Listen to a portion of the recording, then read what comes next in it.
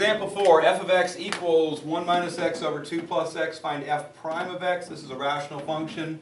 X is on top and bottom. If x is on the bottom at all, it's considered a rational function. Domain, if I was worried about domain, is the set of all x such that x does not equal negative 2. Because negative 2 makes the denominator equal to 0. What happens at negative 2, if I was to graph that, would be a vertical asymptote. All right? Well, when there's division by 0, one of two things happens. Either a vertical asymptote happens if you can't remove it, or if you can remove it, there's a hole in the graph. Those are the two possibilities. All right, so there's no way to reduce this function to get 2 plus x off the bottom, so there will be a vertical asymptote on this one. So the graph's going to be going either towards negative or positive infinity as it gets towards it, and then the same way on the other side. Okay, just imagining the graph. All right. So if we're trying to find f prime of x, again, applying the definition of derivative, I want to figure out f of x plus h. Once again, be careful. I am replacing a single object x with multiple objects x plus h. So again, considering the algebra of it, I'm doing 1 minus x plus h and 2 plus x plus h. Officially parentheses around it initially, so that when I simplify it, I get right signs in every object. So this top is actually 1 minus x minus h, and the bottom is 2 plus x plus h.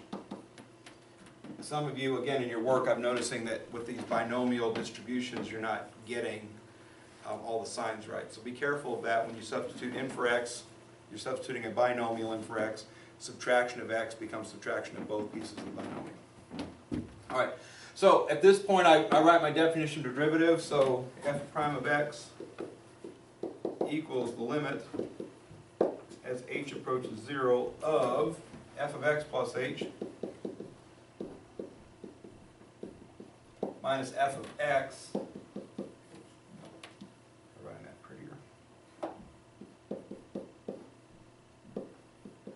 all over h. And that's the general look of a rational function when you do this process. You're going to get this x and h rational function minus this x rational function all over h. So you're just going to get fractions on top of h, creating yourself a complex looking fraction. And going back to, again, to Algebra 1, they weren't this complicated in Algebra 1, but when we had fractions inside of fractions, multiplication by the least common denominator was the way to get rid of them, to fix it, to make it simpler. So the least common denominator in this case is just the two denominators I'm looking at. So 2 plus x plus h and 2 plus x. And I'm going to multiply the bottom by the exact same things, because that's good algebra.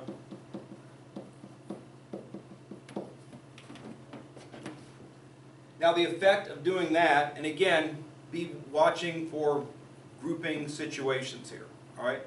When I multiply this fraction here times this common denominator here, the 2 plus x plus h's cancel out. That gives me what's already on top, 1 minus x minus h, to be multiplied by the 2 plus x that's left over. That is a distributive property situation. So again, this is more than one thing being multiplied by more than one thing. Make sure the parentheses go around both objects to represent the need for the distributive property. When I do this times this, the 2 plus x cancels 2 plus x, so we're left with this times this. So notice it's minus, and again, more than one thing being multiplied by more than one thing. All that goes over the denominator, which h stays separated from everything else. 2 plus x plus h times 2 plus x. We're still doing the limit as h approaches 0 to find f prime of x. With rational functions, depending on the scope of them, if it's just like 2 over x, it'll be a lot easier looking here. All right? But when you start getting binomials, trinomials, that kind of thing in there, these get a little more complicated looking. All right? But this is just distributive property. I'm multiplying 1 times 2 and x. I'm multiplying negative x times 2 and x. Multiplying negative h times 2 and x. So 1 times 2, 1 times x. Negative x times 2, negative x times x. Negative h times 2, negative h times x. I get a total of 6 multiplications going on there. The green one, I'm going to put minus parentheses. I want to multiply this out first, and I want to distribute the minus sign through. All right? 1 times 2 is 2. 1 times x is x. 1 times h is h. Minus x times 2 is minus 2x. Minus x times x is minus x squared. Minus x times h is minus xh.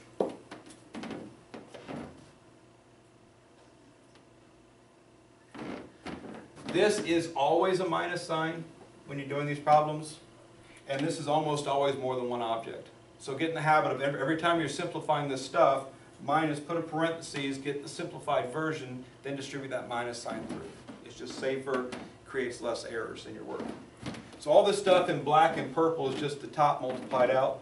So I'm going to erase or just scratch through that just to get it out of the way. Now I'm looking at the black and purple over the black. So if I go and continue to simplify, f prime of x equals limit as h is approaching 0 of, all right. I think we can all handle this if we can't tell me, all right?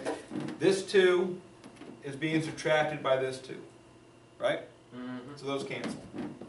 This x is being subtracted by this x, so those cancel. This negative 2x is being added to this positive 2x. Minus minus is plus, right? So negative 2x, positive 2x cancels. Everything not containing the letter h is going to cancel, and even some stuff containing the letter h is going to cancel, okay? But everything that doesn't have h on it should cancel. So look for that piece by piece. This negative x squared and this positive x squared, because again it's minus minus makes plus, right? So minus x squared plus x squared cancels. I got a minus hx and I got a minus minus, so plus hx. Those cancel. What I'm left with on top is a negative 2h minus h. Negative 3h. And again, be careful. This is plus h, right? But it's minus a plus h. Minus h and minus 2h makes minus 3h. That's all that's left on top. On the bottom, I've still got h being multiplied by 2 plus x plus h times 2 plus x. This h cancels that h. This h is being multiplied by negative 3, so it's a part of a product. This h is being multiplied by these two polynomials, so it's part of a product. This part of a product, that part of a product cancel. Again, that's good algebra. We're allowed to do that. Proof. If I have 6 over 15, 6 is 2 times 3, 15 is 3 times 5, right? That 3 cancels that 3. That's all I'm doing there. These are being multiplied, those are being multiplied. That piece is canceling that piece because they're the same piece, part of a product. All right? Finally, the h is off the bottom, so if I substitute 0 on the bottom, now I'm not going to get 0 on the bottom, so now I can legally find the derivative. So negative 3 is all that's left on top. On the bottom I have 2 plus x plus h, which is just 2 plus x plus 0, times 2 plus x. So my derivative, f prime of x, comes out to negative 3 over 2 plus x squared.